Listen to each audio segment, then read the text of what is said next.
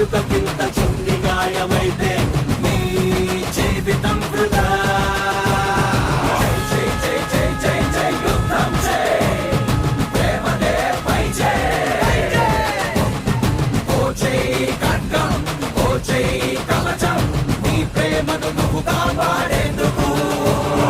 పేరు నోరు మడిమ పిక్క భుజము చెప్ప మడిచిన ఓ జై.